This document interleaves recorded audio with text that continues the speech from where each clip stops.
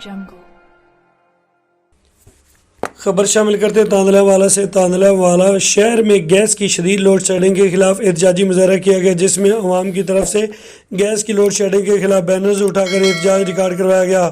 Gas کے بحران نے لوگوں کی چیخیں نکلوا دی، انتظامی ٹس سے مس نہ ہوئی، لوگ فاقہ کشی پر مجبور، بلیکیوں کی موجیں۔ گیس کی لوڈ شیڈنگ نے عوام کو پریشان کر رکھا ہے۔ سوئی نادرن گیس کمپنی کی جانب سے گیس کی فراہمی کا شیڈول جاری کیا گیا تھا، جس کے مطابق صبح 6 بجے سے 9 بجے، پھر صبح 12 بجے سے دوپہر 2 بجے اور اسی طرح شام 6 بجے سے 9 بجے تک گیس فراہم کیا جائے گا۔ کچھ عرصہ یہ بالکل ٹھیک چلتا رہا، لیکن پچھلے ہفتے سے شیڈول شدہ ٹائم کے باوجود گیس فراہم نہیں کی جا رہا۔